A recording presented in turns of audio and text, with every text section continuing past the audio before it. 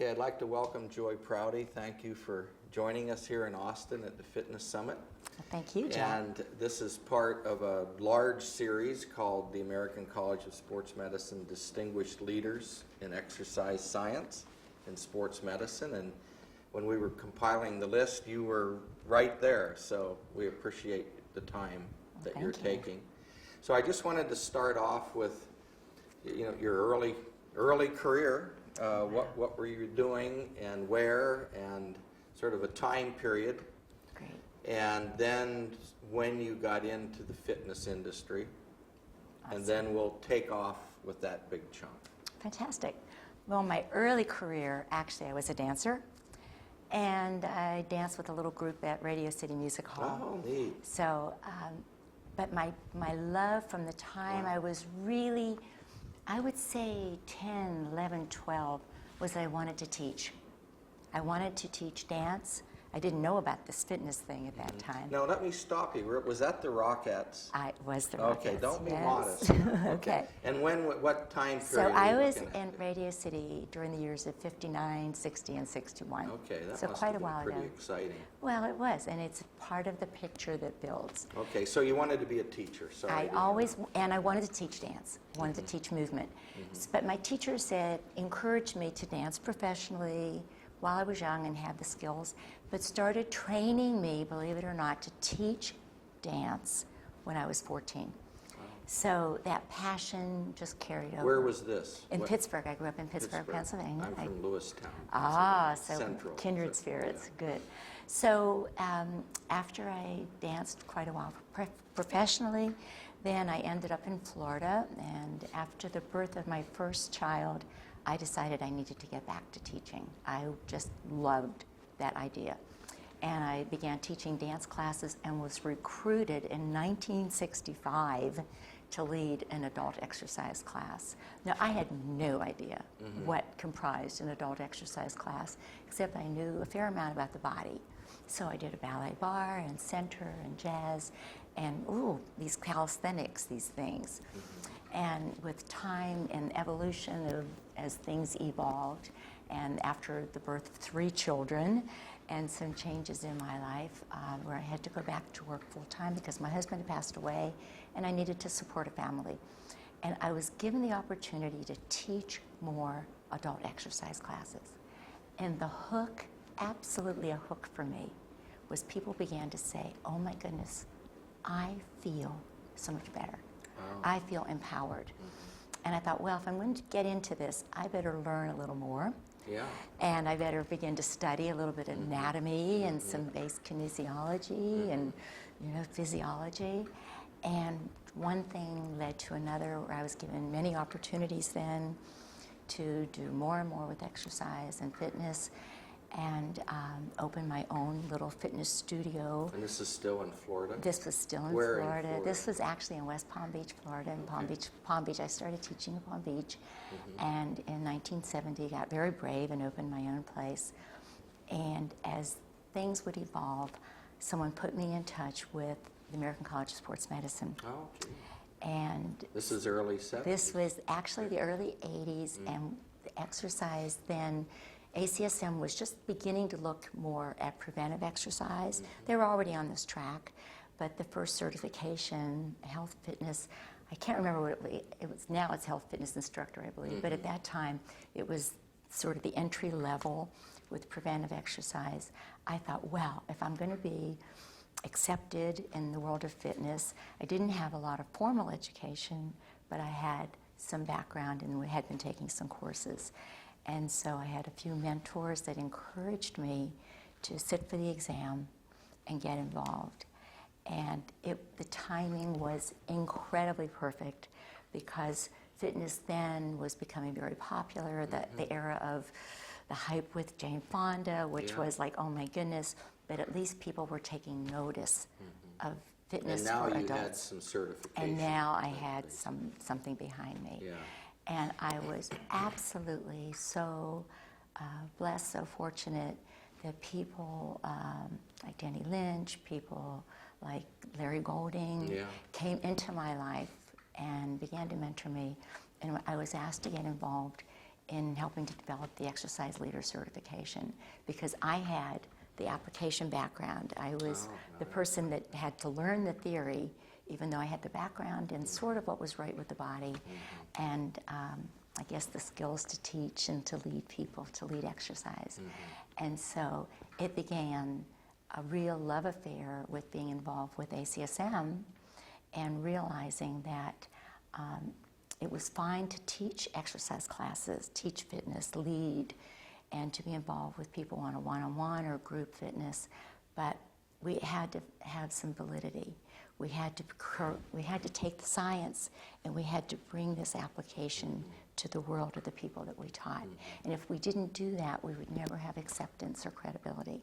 So I've had a little angel on my shoulder to direct me to this organization and to some amazing mentors, and to be able to grow and develop for a very long time in this business. I mean, Sounds like a win-win situation. It has been an absolute win-win situation. Yeah. So I'm sure you've done videos and A lot of many, wonderful many, things. many A lot of things. wonderful things. Yeah. If we could just go back to when you opened your own place, which was what, mid-70s? It was actually, I opened my own place in 1979. Okay, and what was it called? Or what? Oh gosh, a very innovative name. It was called Fitness Connection, and even then, In Palm Beach? it was actually located in West Palm. I had been teaching in Palm Beach and had built up a wonderful network, nucleus of students. And then when I went to my own place, I needed to have rent that was a little more affordable and also reach out to a greater population. And found a wonderful location, and great people followed me and came with me and helped build my business. And I realized then that you had to keep learning and you had to branch out, and that not only was it dance, it was cardio fitness. That was when aerobic fitness was becoming very popular. Yeah, aerobic dance. Aerobic dance was in the high impact, and but I also at that time realized the importance of strength training and strength conditioning.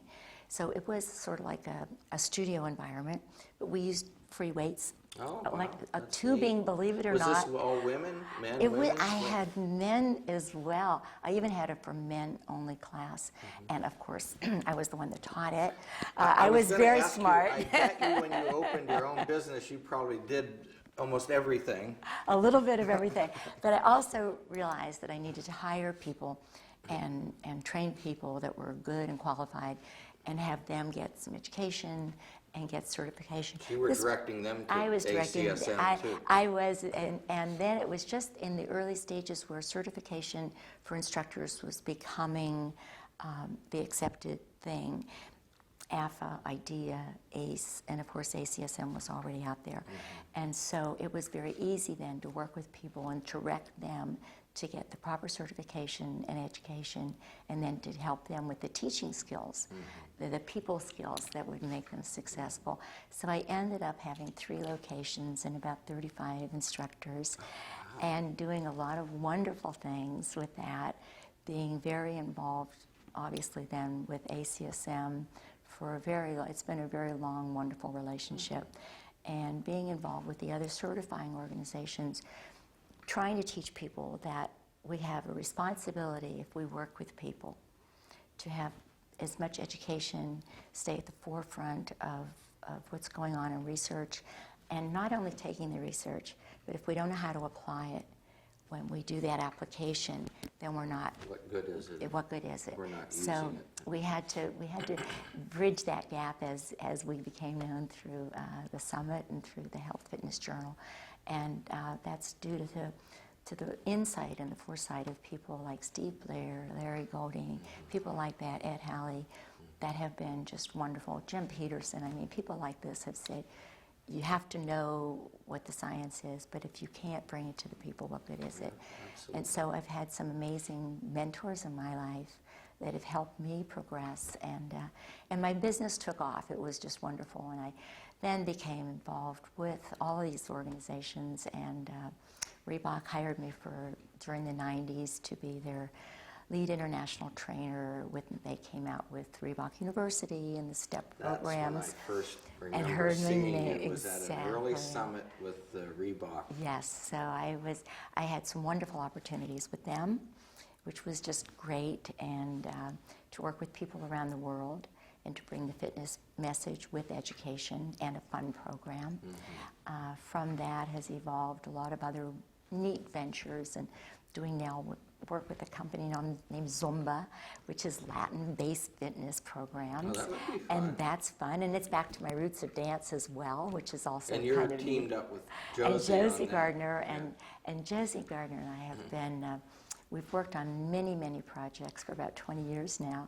We're kindred spirits. We live in different parts of the country, but very like-minded, and we do a lot of projects together. I guess I may be wrong, but I was maybe more Josie than you in this, but I was interested in the work you were doing with cancer. Oh, and that's great. Cancer patients. Josie actually is a cancer survivor. And I can talk to her and about she'll it later, tell you all about it. but I think you were Because of that, and because of us being such close friends and working in partnership on many projects, we were able to then take our energies and our focus, and were led to a physician in Boston that was head of the breast care clinic at Brigham and Women, Dr. Kalin, and we developed a program, breast cancer survivor fitness workout and program.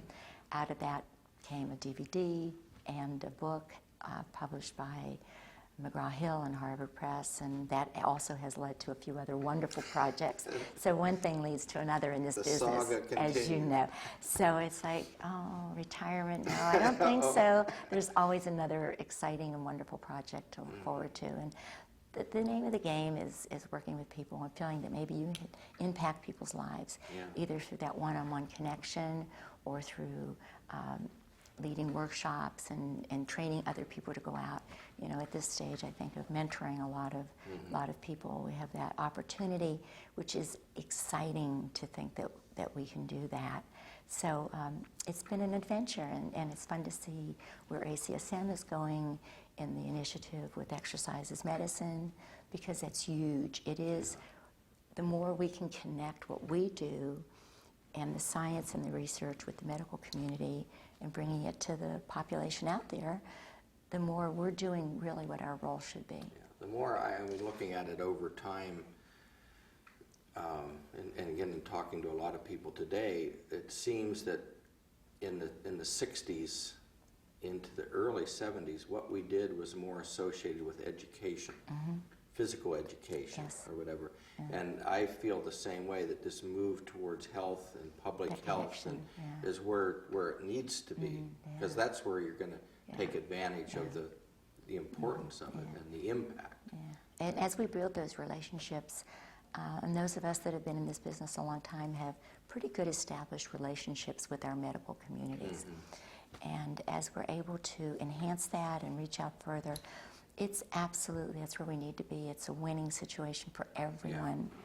It keeps us in business a long time. Right. It makes organizations like ACSM grow, and the bottom line is that we hope to impact the people coming up, our young people, as well as our aging population, of which I am one. So. Well, so the timing of the summit and the journal and so forth probably couldn't have come too soon. You know, it was it's just great, good timing for what you believe in and Absolutely. the things that you do. Yeah. Now, you've written for the journal I and have. all that kind of I've stuff, had, I'm sure. So. Yeah, I've had wonderful opportunities when the journal first started. Dr. Golding invited me to be one of the contributing editors, and so I was able to do some writing, and I've been on the editorial board from time to time. And I was on the summit committee actually for 13 years. Which is every year, but this one probably. Exactly. It's my first year off. And I'm still here, and I still love it. So it's been exciting to see the growth, and exciting to see the people that come to the summit. And this year to see the young people here. It is wonderful, as well as some of we oldsters. But it just shows that we're reaching a different group of people. ACSM is so broad in its scope with research, and the dynamics of the national meeting.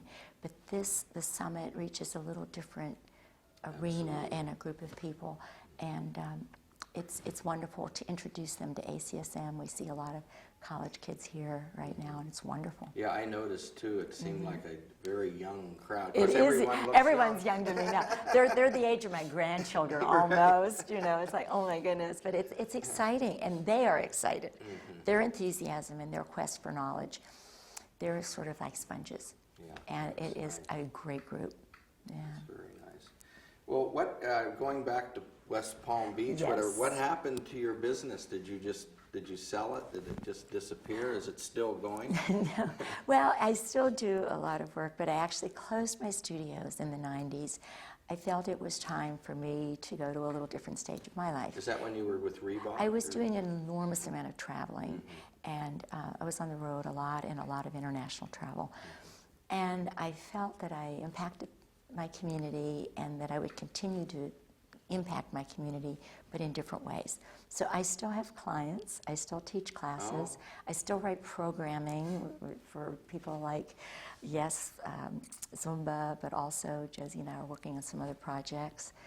And so I'm still really involved. I helped set up an active walking program in the city of West Palm Beach, worked with the mayor there, and we just celebrated our 10th anniversary. In fact, they were having a big party. And you're While I'm missing it. here, I I'm figured. missing the party. But I had trained people to lead walking groups, city employees, which has been really gratifying. And so I'm still really involved in that community.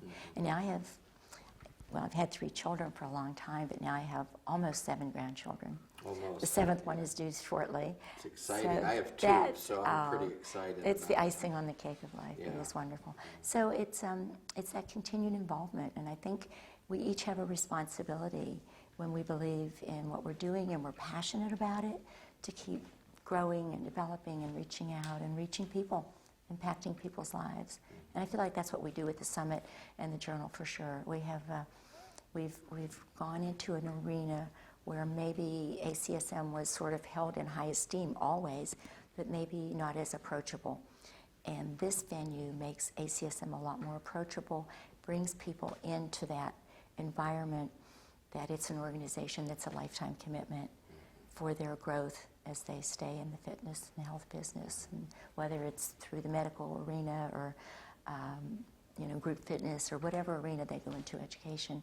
It's really important. And I think it's part of that change I talked about earlier, that at one point in time, a lot of the people at ACSM were with universities. Exactly. They were professors or graduate students, whoever. And it seems that when you have the summit and the journal, we're talking about Ys, we're talking about Yes. clubs, we're Yes. talking about people that aren't college graduates Exactly. or whatever, but Exactly. yet it's important Yeah. for them to hear this message Yeah. and to exercise. And to their credit, they absolutely realize the need for education and for continuing that education and for the application.